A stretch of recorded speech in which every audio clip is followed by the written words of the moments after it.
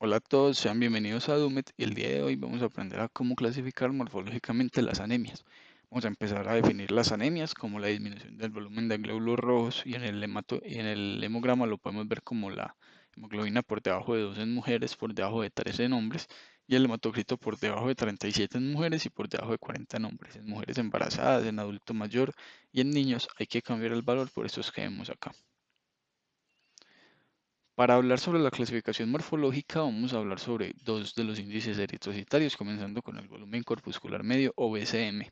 El BCM nos da cuenta del tamaño en femtolitros que tienen los glóbulos rojos circulantes. Entonces, esto lo vamos a hallar dividiendo el hematocrito entre el recuento de glóbulos rojos, multiplicándolo por 10. Cuando el resultado es el mayor a 80 femtolitros, menor a 80 femtolitros, esto va a significar que tenemos un tamaño de glóbulos rojos muy pequeños como lo podemos ver en la imagen. Más adelante pues vamos a ver la comparación y se van a dar cuenta que sí son muy pequeños y lo vamos a considerar una microcitosis o una anemia microcítica. Cuando está entre 80 y 100 vemos la diferencia de tamaños. Estos son más grandes y estos son los glóbulos rojos normales y lo consideramos normocítico. Cuando el resultado es mayor a 100 femtolitros, vamos a hablar de macrocitosis. Vemos que casi ni se diferencia su depresión central por el gran tamaño que alcanzan a tomar. Entonces, la diferenciación entre o las causas de cada una de estas se puede resumir en este cuadro. Entonces, la microcítica sea por deficiencia de hierro, enfermedad crónica como cáncer, talasemia y anemia sideroblástica. Entonces, esta microcítica es muy característica de la deficiencia, de la anemia eh, por deficiencia de hierro. La normocítica también puede darse en anemia por deficiencia de hierro, pero es más común que sea microcítica. Entonces, la normocítica se da por deficiencia de hierro, como acabamos de decir, enfermedad crónica, enfermedad renal crónica, endocrinopatía, hepatopatía, aplasia medular y mieloptosis. Y la macrocítica hay que definir si hay megaloblastosis o no. Entonces, sí, puede darse por deficiencia de B12, deficiencia de B9 o medicamentos o mielodisplasia. ¿Cómo diferenciar entre deficiencia de B12 y deficiencia de B9? Por la clínica. Entonces, generalmente los pacientes que tienen una deficiencia de B12 van a tener signos neurológicos. Los pacientes que tienen una deficiencia de B9 no lo van a tener. Si no hay megaloblastosis, puede ser por alcoholismo, hepatopatía, hipotiroidismo y aplasia medular. Cuando tenemos un tipo de esos, no significa que nos tenemos que encerrar en uno de estos tipos, pues porque puede existir una anemia mixta y lo vamos a ver un poco más adelante con el ancho de distribución eritrocitaria. Vamos a hablar ahora sobre la hemoglobina corpuscular media, que es el otro índice eritrocitario que íbamos a comentar. La HCM nos da una referencia de cuánta hemoglobina hay en picogramos en los glóbulos rojos. O sea, ya usando la fórmula hemoglobina sobre el recuento de glóbulos rojos por 10.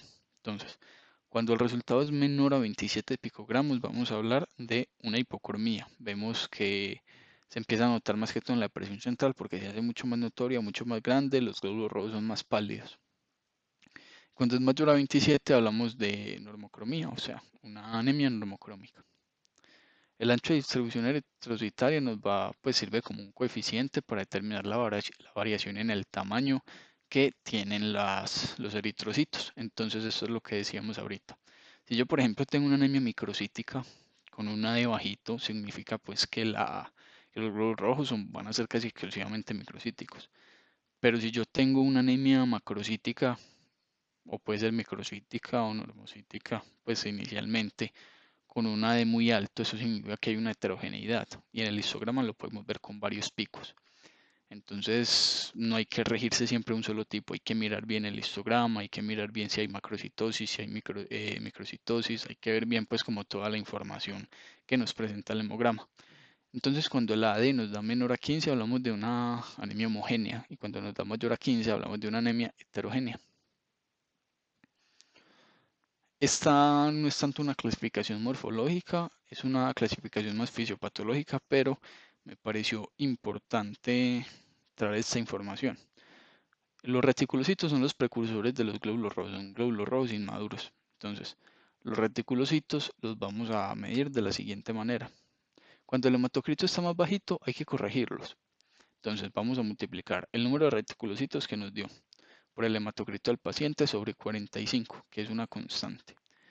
Y el IPR, que es el índice de producción reticulocitaria, lo vamos a medir dividiendo los reticulocitos corregidos sobre 2, que son los días de maduración de los eritrocitos, es también como una constante. Entonces, cuando nos da menor a 2, hablamos de una anemia regenerativa. Esto es cuando la anemia no se acompaña de un aumento proporcional del número de reticulocitos, o sea, la capacidad, la médula ósea tiene la capacidad de regenerarse muy disminuida. Y la anemia regenerativa es casi siempre por la disminución pues, de eritropoyetina, de hemoglobina, por lo que existe una capacidad regenerativa de la médula ósea. Entonces es importante recordar aquí que menor a 2 es arregenerativa y mayor a 2 es regenerativa.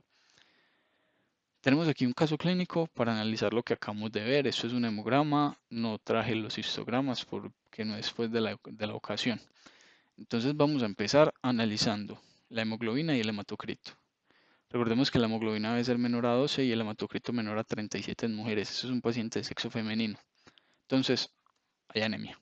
Hay síndrome anémico y en la historia clínica nos debe referir síntomas como dinamia, como astenia, por ejemplo, que son característicos del síndrome anémico.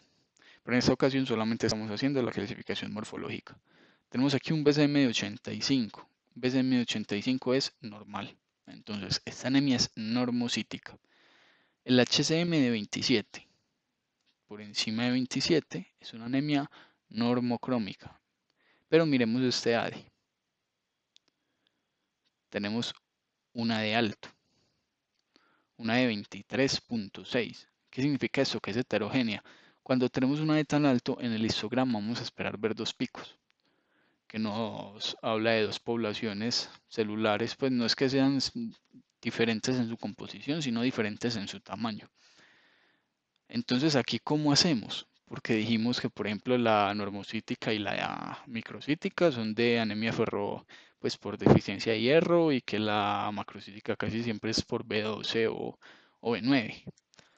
Hay que recurrir a la clínica, hay que dejarse llevar por la clínica, hay que mirar síntomas, hay que comparar síntomas, por ejemplo, los síntomas neurológicos, cosas como la pica. La pica es muy, por ejemplo, ese deseo excesivo de consumir hielo, eso es característico de la anemia por deficiencia de hierro.